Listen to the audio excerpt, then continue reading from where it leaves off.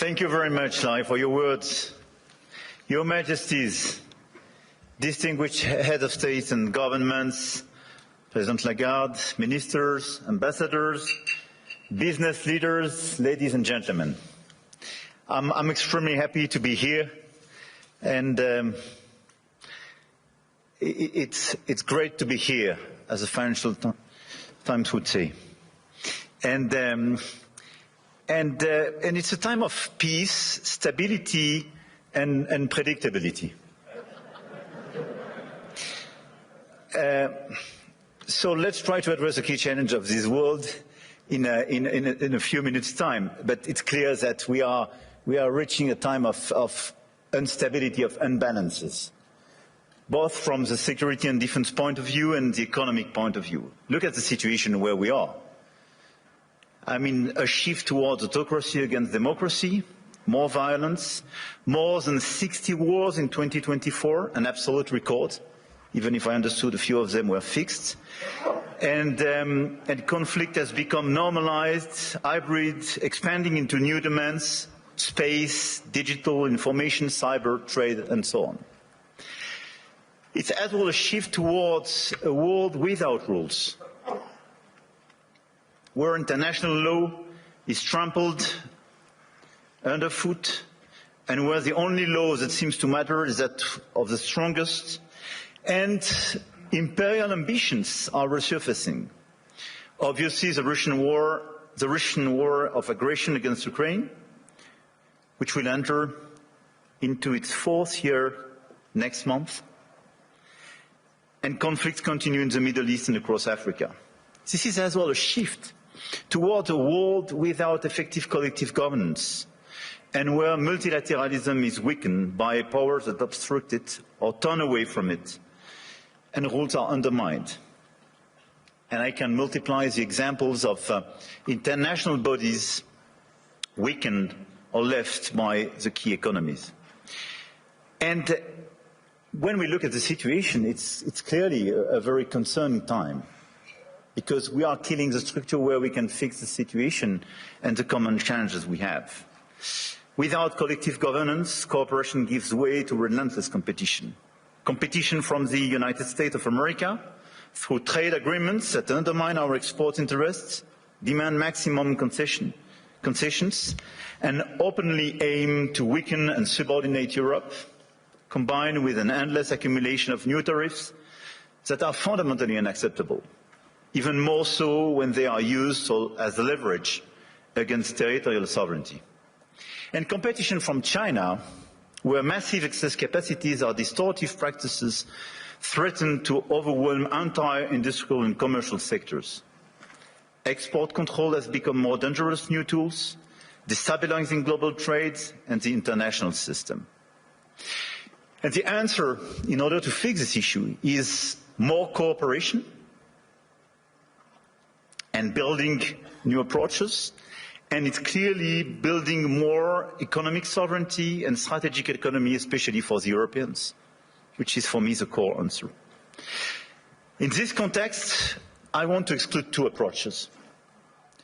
The first approach would be to, I would say, to passively accept the law of the strongest, leading to vassalization and bloc politics. I think accepting a sort of new colonial approach doesn't make sense.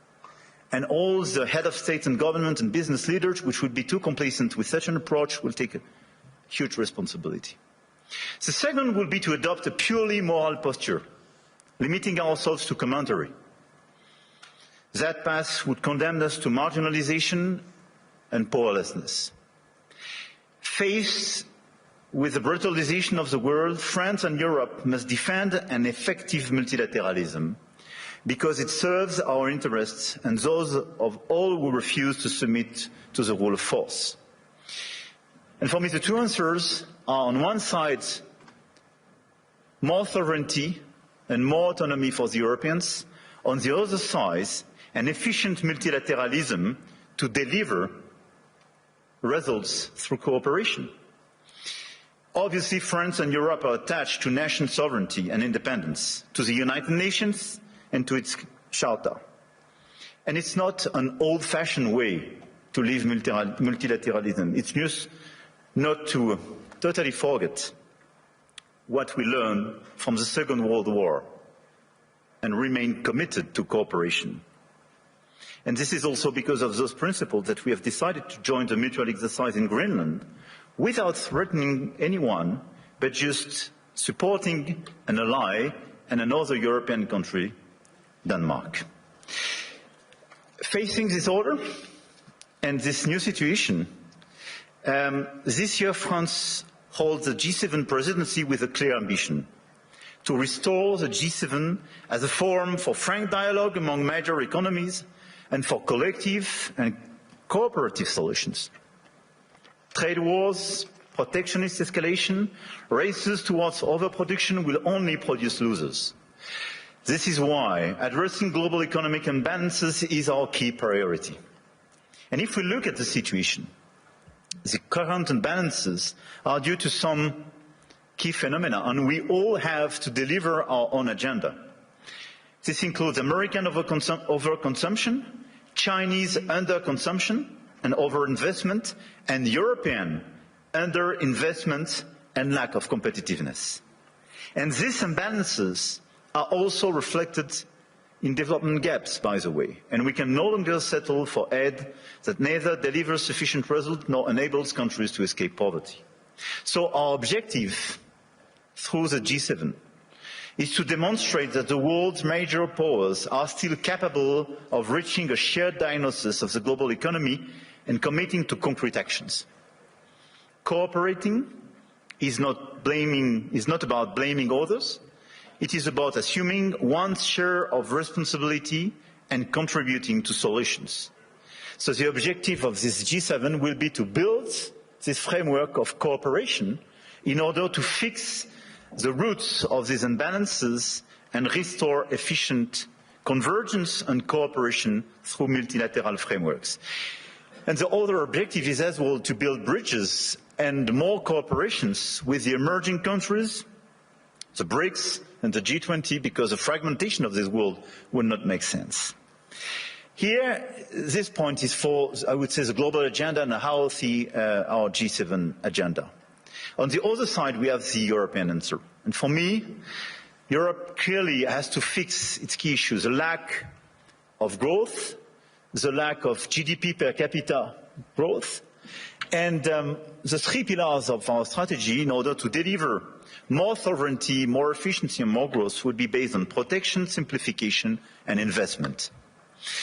Because the diagnosis is well known, European competitiveness still lags behind that of the US, and in the current global order, facing precisely the Chinese approach, we have to react. So first, protection. Protection doesn't mean protectionism. But today's Europeans are too naive. This is the unique market open to everybody without checking level playing field. Nobody can access the Chinese market as people are accessing the European market for sure. But even if you take the US and a lot of other countries, the level of protection does exist for investment and trade. And the Europeans are the only one not to protect their own companies and their own markets when the other countries doesn't respect level playing field. This is why we have to be much more realistic if we want to protect our chemical industry, our industry, from the automotive sectors to a lot of others, because they are being literally killed by the lack of respect of a normal framework and level playing field. Europe has very strong tools now, and we have to use them when we are not respected and when the rules of the game are not respected, by the way. The anti-coercion mechanism is a powerful instrument, and we should not hesitate to deploy it in today's tough environment. We must also advance the principle of European preference. There is a North American preference in your market. There is no European preference today. We are progressively creating it, and in the latest documents and decisions taken by the decisions, we do have the first examples of that, but this is extremely good. And we are currently aligning closely with Germany to deliver an ambitious and simple framework.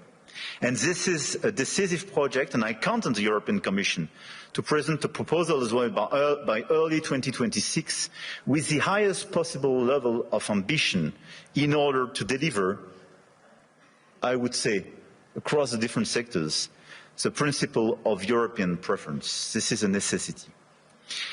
We must act on imports as well regarding this protection issue. And in the context of escalating trade tensions and Asian overcapacities, Europe must strengthen its trade defence instruments, including mirror measures to enforce regulatory standards, and we must improve the quality and added value of foreign direct investments, targeting projects with strong export potential. And this is core for the rebalancing with China.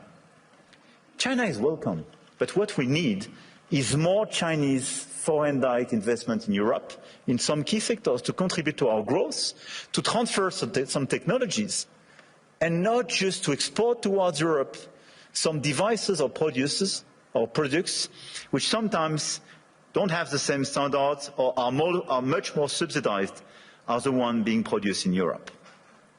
It's not being protectionist, it's just restoring this level playing field and protecting our industry.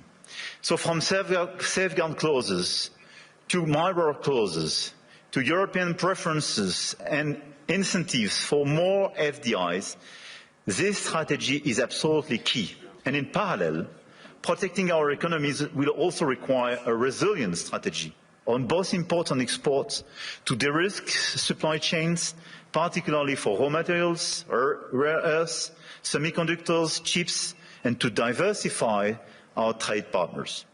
The second pillar of the European economy and the European strategy should be simplification. And when I speak about simplification, we started with CSRD, CSDDD, and we have to do much more on different sectors, and we did it during the past few weeks on automotive, and we have to do it on chemical, digital, AI, banking, and so on. And the core of this simplification is sometimes to get rid of some recent regulations when they desynchronize in a certain way the European Union in comparison with the rest of the world. But we have as well to accelerate the deepening of the single market. On all these sectors, the 450 million inhabitants and consumers market should be the domestic market of all the EU companies. It's not yet the case as long as you have complexities. In doing so, we must ensure respect, technological neutrality and non-discrimination within the European Union. This is another pillar, another point of simplification. Neutral approach in terms of technology and non-discrimination. We discriminate during such a long time between the different sources of energies. It's counterproductive for the Europeans themselves. Companies have a role to play, and we must act, and you must act. And clearly, you must help identify and concretely help us to simplify where it is needed. But for me, this agenda of simplification is not a matter of discussion, but just implementation, speed and scale. The third pillar of the European strategy for more competitiveness and more autonomy is based on investment and innovation. We have to invest much more. If there is a GDP per capita so different between the US and Europe, 65% to 70% of the explanation is due to the difference in terms of innovation. And the US was much more innovative because of public and private investment. So in our budget for the months to come, because we will negotiate during the years, this year in Europe, we have to invest much more money in the critical sectors where the innovation will be made. AI, quantum, green tech, but as well defense and security. The size of our common budget is not the right one. We have to invest much more money in order to be much more credible and accelerate this innovation agenda. But at the same time, if you look at the situation, we don't have sufficient private investment, and this is one of the main differences. We do have the savings as the Europeans, much more than the US, by the way. But this saving is overinvested in bonds, and sometimes in equities, but outside Europe. So this is why the top priority should be securitization program. It is prepared, we have to accelerate the implementation. And second, capital market union. Precisely in order to have more integration and simplification, but to have an efficient capital market union in order to invest much more money and use our savings to be invested on innovation and equity in Europe. This agenda for me is our top priority, both the global and the European one. And it is to be implemented in the months to come, because everything is about acceleration. And France is committed to deliver this agenda. We work very closely with our key partner. And at the same time, our objective for France is to stabilize our results and our macro approach, and to remain the highly attractive country we are. We've been the most attractive country of Europe during the past 6 years, and to consolidate our deep structural reforms and our key advantage. And on top of the business framework we have, I want here to insist on the fact that we have a competitive, stable, low-carbon electricity supply. We exported last year 90 terawatt-hours of electricity, and a low-carbon one, based on our nuclear model. We have world-class innovation and research capabilities, and we will improve them. And we have one of the most vivid and active ecosystem in AI, quantum computing, energy transition, etc., and a lot of the startups and unicorns and large caps of these sectors are with me in my delegation today. And on top of that, let me insist, and I will stop here, on the fact that we have a high-quality infrastructure and large market with strong purchasing power. And we have a place where rule of law and predictability is still the rule of the game. And my guess is that it is largely underpriced by the market. And beyond what you can do in terms of investment, what you can do in terms of strong ambitions, having a place like Europe, which sometimes is too slow, for sure, and needs to be reformed, for sure, but which is predictable, loyal, and where you know that the rule of the game is just the rule of law, it's a good place. And I think this is a good place for today and for tomorrow. So we will be committed during 2026 to try to deliver this global agenda in order to fix global imbalances through more cooperations. And we will do our best in order to have a stronger Europe, much stronger, and more autonomous, based on the pillars I just mentioned, and based as well, and we can revert in the dialogue, but on more investment and commitments on defense and security, because we have to invest much more and invest much more. Because we do believe, and here in the epicenter of this continent, we do believe that we need more growth, we need more stability in this world, but we do prefer respect to bullies, we do prefer science to plotism, and we do prefer rule of law to brutality. You're welcome in Europe, and you are more than welcome to France.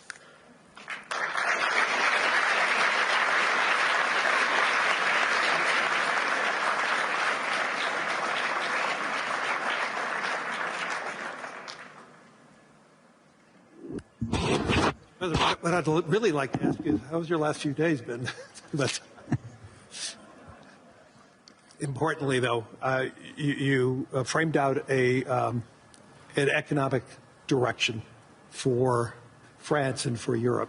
If you had to prioritize to transform France and Europe as fast as possible, you close saying, yes, we are slow, yes, but what can we do right now to really accelerate it, to broaden the economies across Europe, that we have more participants? Is there any one silver bullet that you could do to really accelerate that type of growth? I don't think there is one silver bullet, but I think on the very short run, given the situation in some critical sectors, I think the European preference is a necessity because we are desynchronized with the others. And the second one is clearly a big bunch of simplification. The 28th regime, which is being prepared by the Commission, and the deepening of the single market is key. And this is why I insisted on capital market union. I think if we deliver European preference and capital market union, here are two game changers. Well, you know, I've been talking about the capital market union in Europe as one of the major hindrances compared to the U.S.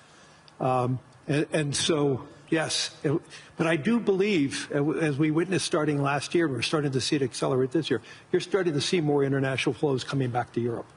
And so that is beginning, and so I do believe that will accelerate.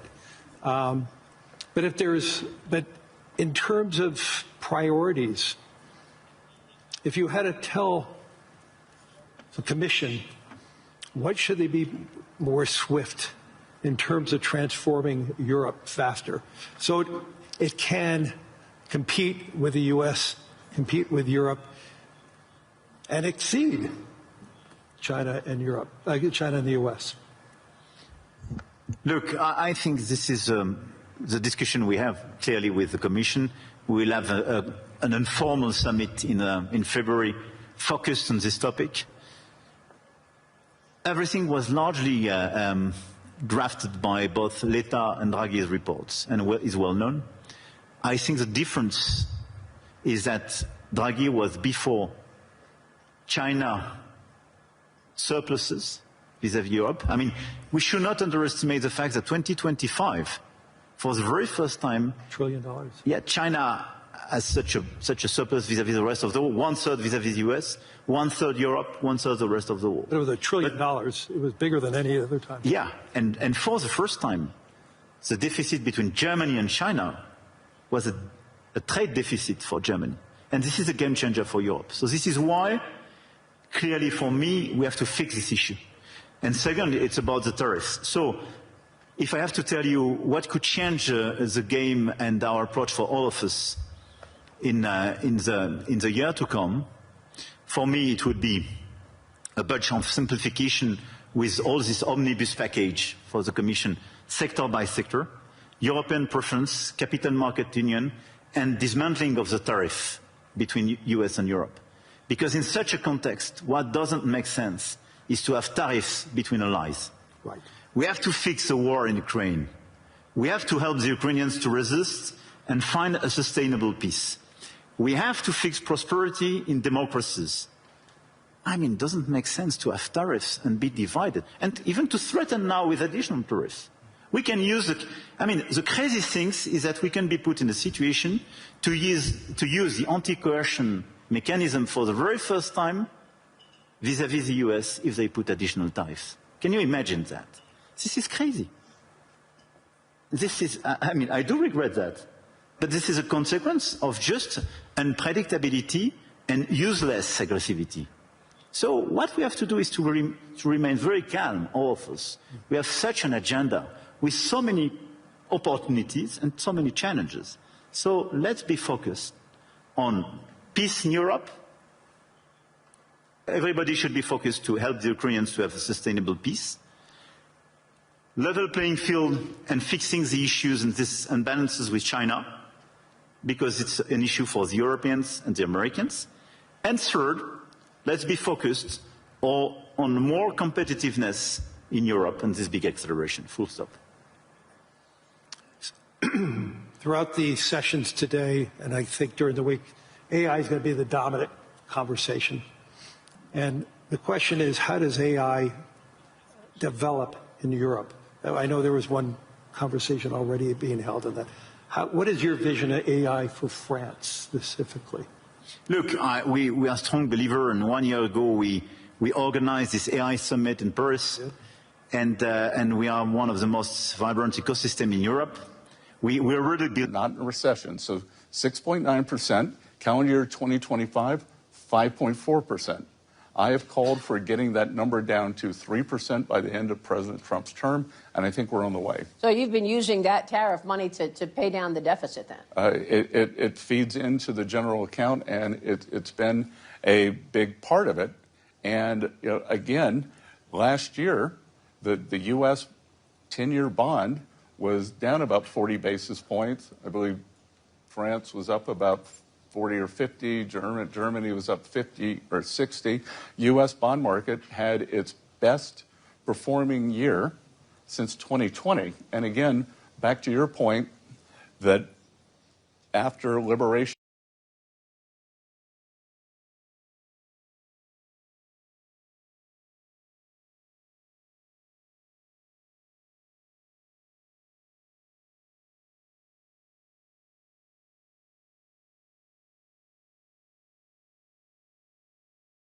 scientists, mathematicians, and so on, and we are increasing our training programs and our capacities, and we have several hubs being identified, and we have a critical ecosystem with LLM champions, but as well we have startup on AI and quantum, I don't forget them, which are extremely present in all those different fields.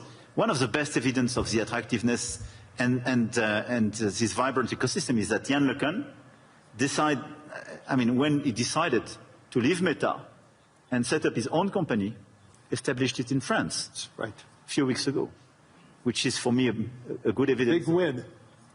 A big win, and we will do our best to help him to work. This is a global company, but incorporated in France and established in France with these talents. So we have all these assets.